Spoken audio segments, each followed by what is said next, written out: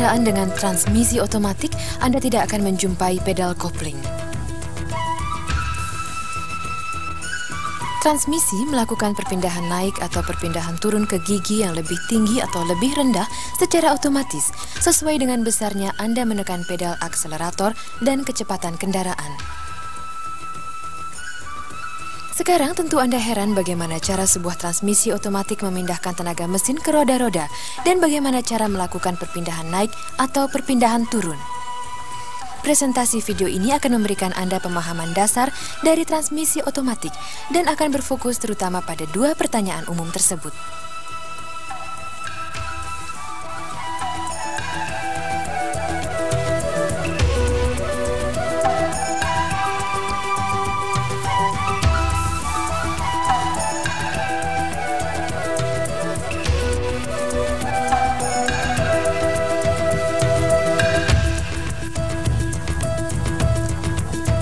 Transmisi otomatik ini dirancang untuk sebuah kendaraan dengan mesin depan penggerak roda belakang.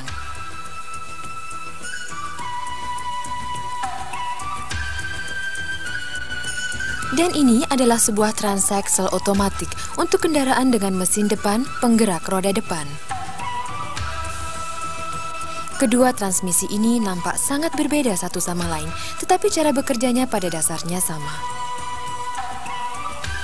Sebuah transmisi otomatik terdiri dari 3 bagian utama yang masing-masing mempunyai fungsi khusus tersendiri.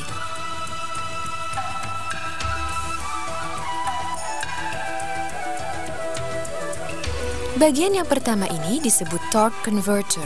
Torque atau tenaga putar yang dihasilkan oleh mesin itu diperkuat oleh torque converter dan selanjutnya dipindahkan ke planetary gear unit. Bagian yang berikutnya adalah planetary gear unit menerima input dari torque converter dan mengubah kecepatan serta torque sesuai dengan kondisi pengendaraan. Dan bagian lainnya dari sebuah transmisi otomatik disebut hydraulic control system dan dirancang untuk mengontrol operasi dari planetary gear unit.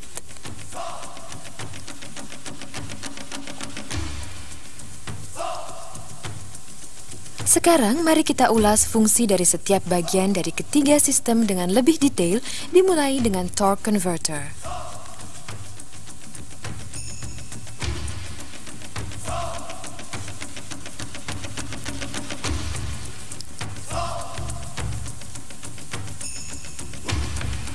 Ini adalah sebuah torque converter. Torque converter terdiri dari pump impeller, turbine runner, dan stator. Pump impeller menyatu dengan converter case yang selanjutnya berhubungan dengan crankshaft mesin. Turbine runner dikaitkan dengan spline pada input shaft dari planetary gear unit. Torque converter itu sendiri diisi dengan fluida transmisi otomatik.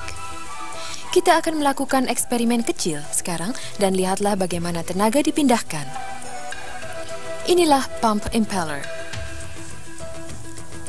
Mari kita tuangkan sejumlah fluida ke dalamnya dan lihat apa yang terjadi apabila kita memutarnya.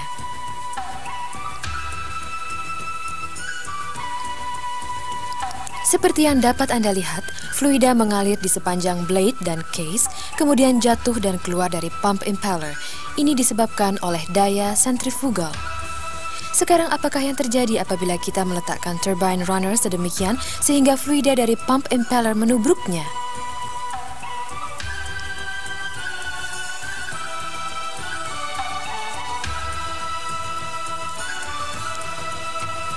Ya, turbine runner mulai berputar. Dengan kata lain, tenaga dipindahkan dari pump impeller ke turbine runner oleh fluida. Inilah prinsip yang digunakan oleh torque converter untuk memindahkan tenaga. Dalam sebuah transmisi otomatik yang sebenarnya, torque converter ini dilas rapat sekali dan diisi dengan fluida. Selanjutnya mari kita lihat bagaimana fluida ini bergerak untuk memindahkan tenaga dan memperkuat torque.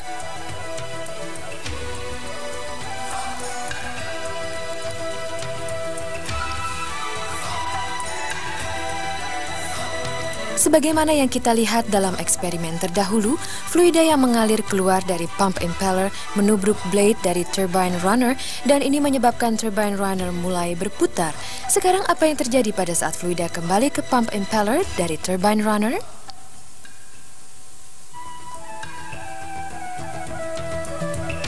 Fluida menubruk pump impeller dari arah yang salah, begitukah? Bukankah ini menghalangi putaran dari impeller dan mengurangi torque dan bukannya memperkuat?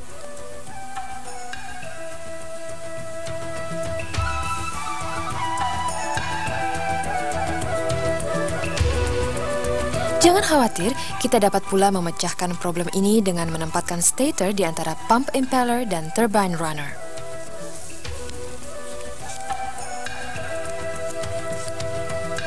Sebagaimana yang dapat Anda lihat di sini, stator mengubah arah dari fluida yang kembali sehingga arahnya menjadi sesuai dengan pump impeller.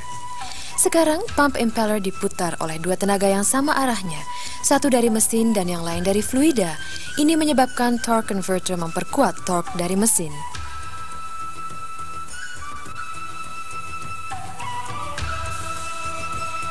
Pada saat pump impeller terus berputar, turbine runner juga berputar dan perlahan-lahan mencapai kecepatan dari pump impeller.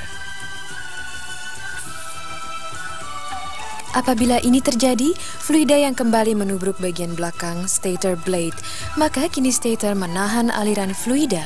Untuk mencegah hal ini, maka stator dipasang pada shaft melalui sebuah one-way clutch.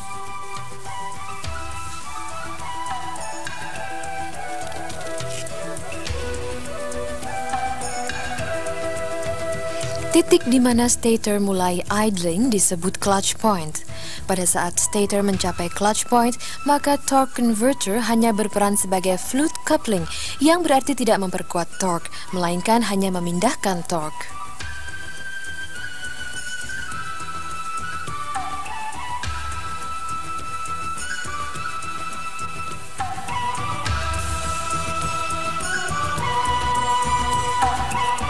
Ini memperlihatkan bagaimana cara torque converter memindahkan tenaga mesin ke input shaft dari planetary gear unit.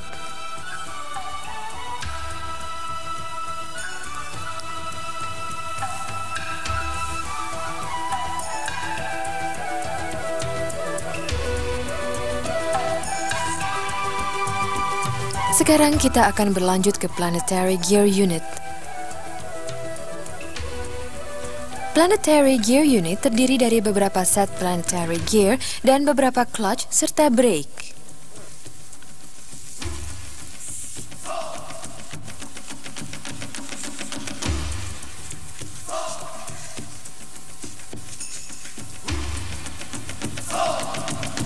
Sebuah planetary gear set terdiri dari sebuah sun gear, pinion gear, sebuah planetary carrier yang menghubungkan pinion gear dan ring gear.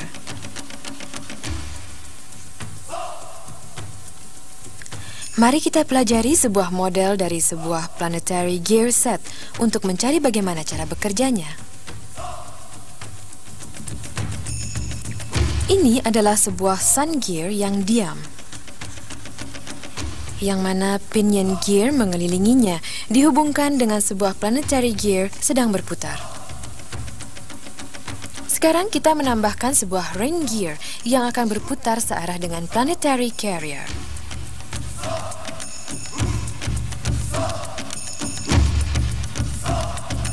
Ring gear ini berputar lebih cepat dari planetary carrier.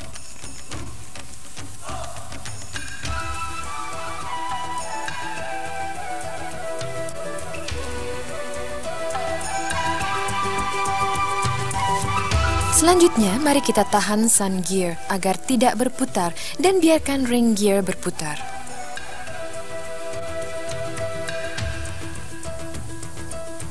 Planetary carrier akan mulai berputar pada kecepatan yang lebih rendah dari ring gear, akan tetapi searah.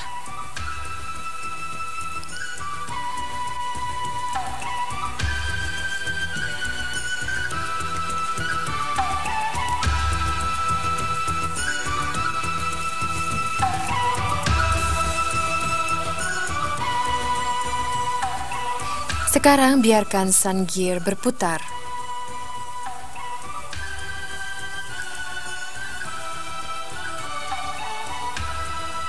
Mari kita tambahkan pinion gear, tetapi tahan planetary carrier agar tidak berputar.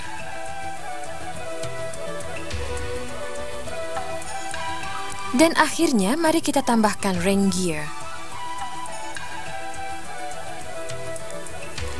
Ring gear akan mulai berputar berlawanan arah dari sun gear.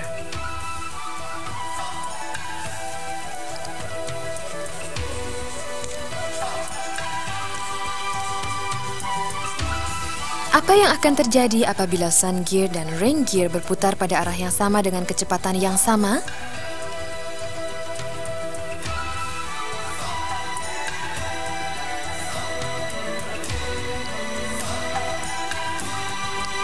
Planetary gear set berputar sebagai unit.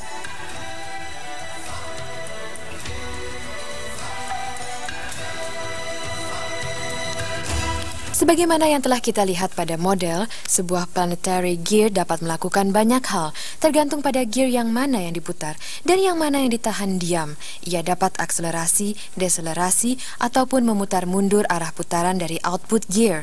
Planetary gear set itu sendiri dapat pula berputar sebagai unit. Tapi bagaimanakah sebenarnya hal itu dilakukan? Clutch digunakan untuk menentukan gear yang mana yang boleh berputar untuk menggerakkan planetary gear set, dan brake digunakan untuk menahan gear tertentu sehingga tidak berputar.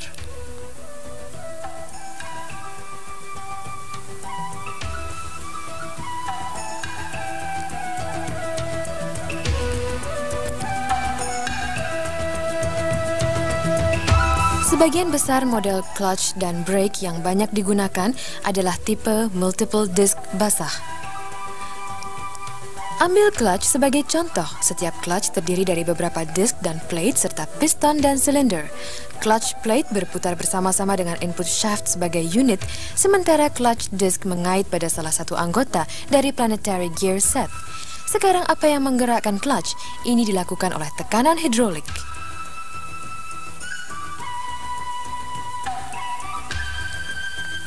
Piston digerakkan oleh tekanan hidrolik dan mendorong plate terhadap disk.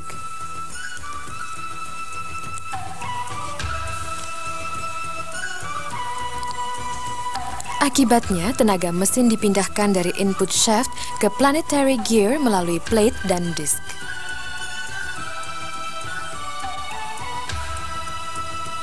Dengan cara yang sama, brake plate dipasang pada transmission case dan brake disc dihubungkan dengan anggota yang berputar, misalnya gear atau carrier.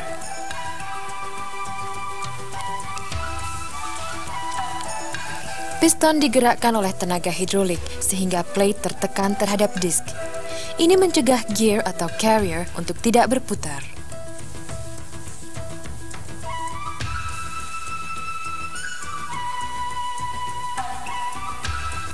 Ini adalah brake tipe band. Pada brake tipe band menjepit brake drum yang dihubungkan dengan anggota dari planetary gear set sehingga mencegah anggota untuk berputar.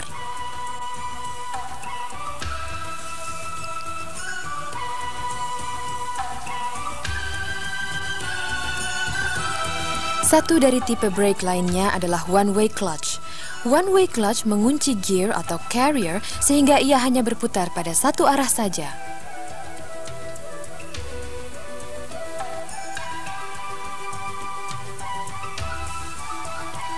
Piston dari clutch dan brake digerakkan pada saat diperlukan oleh tenaga hidrolik yang disuplai oleh hydraulic control system. Mari kita bicarakan tentang hydraulic control system.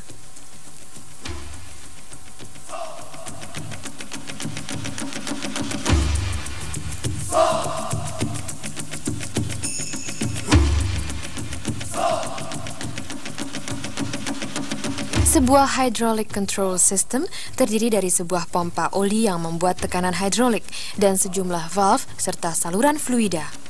Mari kita lihat apa yang terjadi di dalam sistem. Pada kendaraan dengan transmisi manual, pengemudi melakukan perpindahan naik atau turun tergantung pada dua kondisi.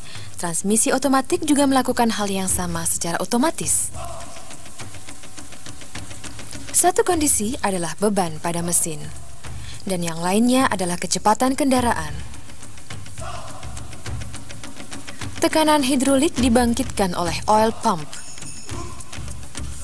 Dan besarnya tekanan ini diatur oleh throttle valve sesuai dengan beban mesin. Tekanan yang dihasilkan disebut throttle pressure.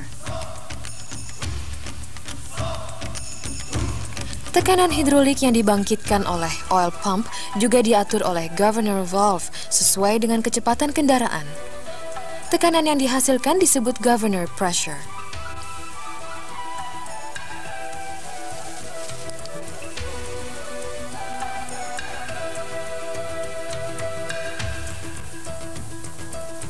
Throttle pressure bekerja pada satu ujung dari shift valve dan governor pressure bekerja pada sisi yang lainnya.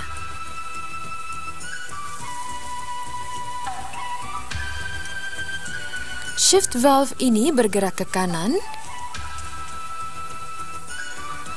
atau ke kiri, tergantung pada perbedaan di antara kedua tekanan ini.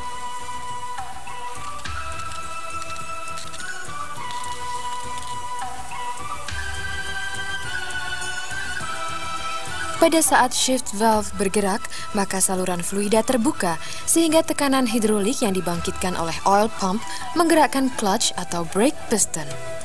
Saluran fluida yang terbuka menentukan arah dan kecepatan putaran dari setiap anggota planetary gear set, dengan kata lain pada gigi berapa transmisi akan berpindah.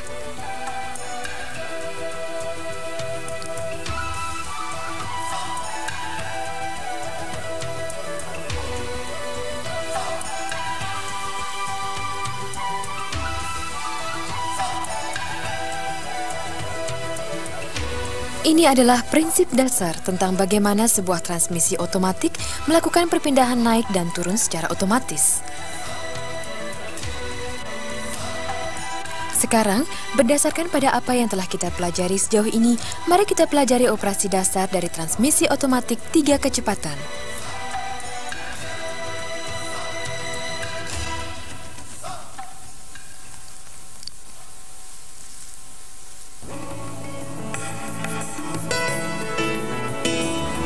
Ini memperlihatkan sirkuit dasar dari hydraulic control system transmisi otomatik 3 kecepatan.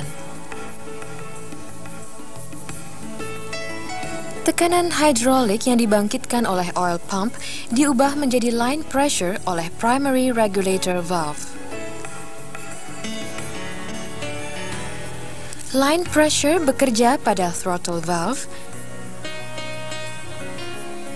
dan governor valve. Throttle pressure yang dibangkitkan oleh throttle valve bekerja pada ujung atas dari shift valve.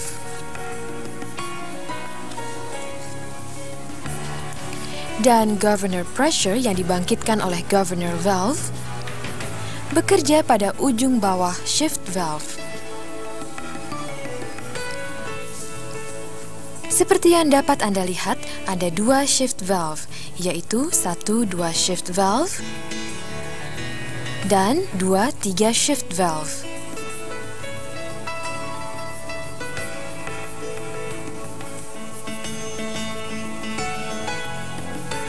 Manual valve dihubungkan dengan tuas pemilih pengemudi dan menentukan tingkat kecepatan transmisi, sebagai contoh D, 2, R, dan lain-lain.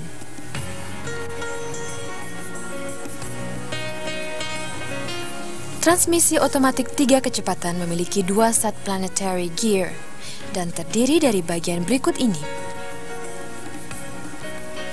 Output shaft, ring gear belakang, pinion gear dan carrier belakang, sun gear belakang dan depan, pinion gear dan carrier depan, dan yang terakhir, ring gear depan. Inilah planetary gear set dari transmisi otomatik A130. Inilah sebuah model dari planetary gear unit A130. Pada model ini, warna biru muda adalah ring gear depan. Dan warna hijau adalah ring gear belakang. Ini adalah input shaft. Dan ini adalah output shaft. Bagaimanakah cara bekerjanya?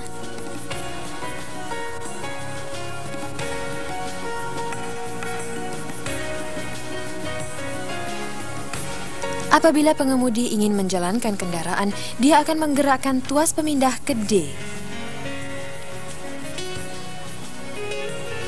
Dan saluran fluida ke C1 terbuka oleh manual valve.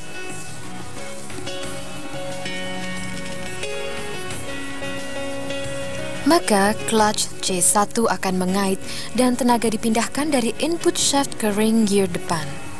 Karena one-way clutch F2 mencegah carrier belakang berputar, maka putaran input shaft dipindahkan ke output shaft, tapi kecepatannya direduksi oleh planetary gear depan dan belakang. Ini adalah gear 1.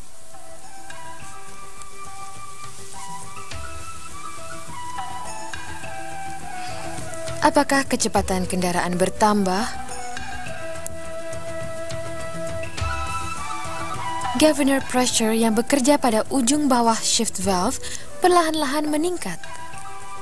Apabila governor pressure menjadi lebih besar dari throttle pressure yang bekerja pada ujung atas 1-2 shift valve, maka 1-2 shift valve terdorong ke atas oleh governor pressure. Demikian pula di samping saluran fluida ke clutch C1, saluran fluida ke brake B2 terbuka, sehingga brake B2 bekerja.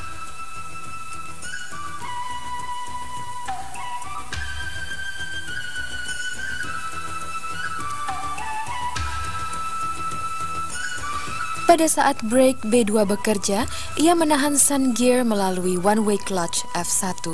Oleh sebab itu, kecepatan input dari ring gear depan direduksi oleh planetary carrier depan, dan transmisi berpindah ke gear 2. Pada saat ini, planetary gear set belakang idle.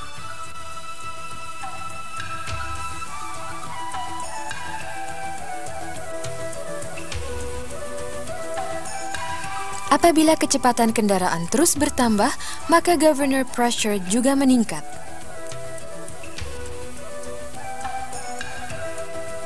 Dan mendorong 2-3 shift valve ke atas. Karena 2-3 shift valve terdorong ke atas, maka ia membuka saluran fluida ke clutch C2.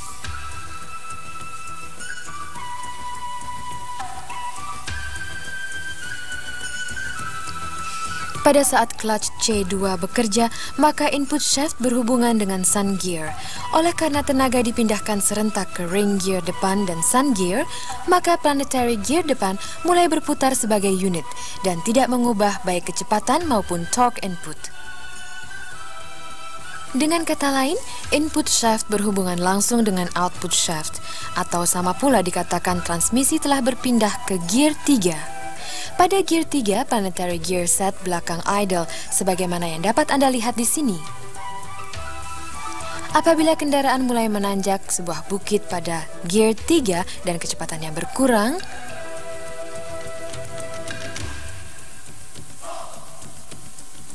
governor pressure juga berkurang, sehingga 2-3 shift valve bergerak ke bawah. Akibatnya saluran fluida ke clutch C2 tertutup.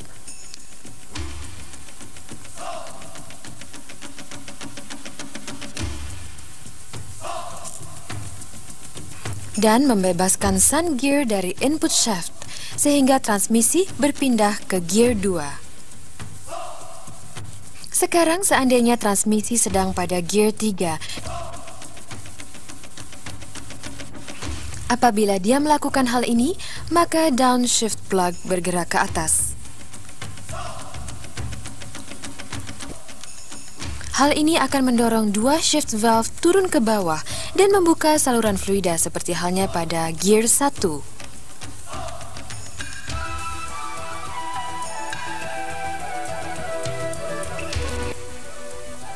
Apabila pengemudi akan mundur, maka dia memindahkan tuas pemilih ke posisi R. Dan manual valve membuka saluran fluida ke clutch C2. Pada saat clutch C2 mengait, ia memindahkan putaran input shaft ke sun gear. Pada saat yang sama, brake B3 menahan planetary carrier belakang sehingga tidak berputar. mulai berputar pada arah yang berlawanan. Seperti yang dapat Anda lihat di sini, planetary gear set belakang tidak idle dalam hal ini.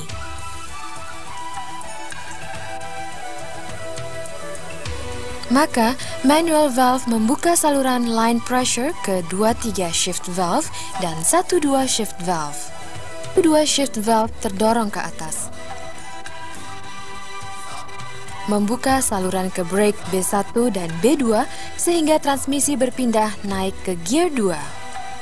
Pada tingkat 2, transmisi tidak dapat berpindah ke gear 3 sekalipun kecepatan kendaraan meningkat karena manual valve membuka line pressure untuk menekan bagian tengah. Pada gear kedua dari tingkat 2, sun gear dicegah berputar ke arah manapun oleh brake B1 sehingga terjadi engine braking.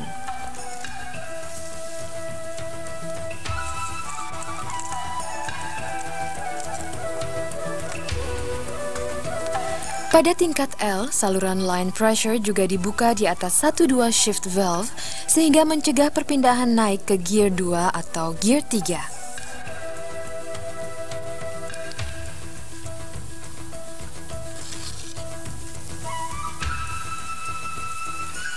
Pada gear 1 dari tingkat L, kedua planetary gear depan manapun sehingga terjadi engine braking.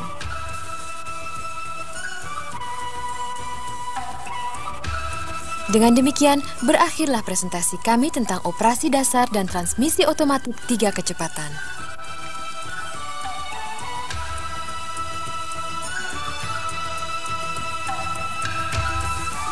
Sebuah transmisi otomatik nampaknya sangat rumit, akan tetapi apabila Anda mempelajari mekanisme yang berbeda secara terpisah, satu demi satu, Anda akan menyatakan bahwa operasi dari sebuah transmisi otomatik sebenarnya didasarkan pada kombinasi dari beberapa prinsip sederhana.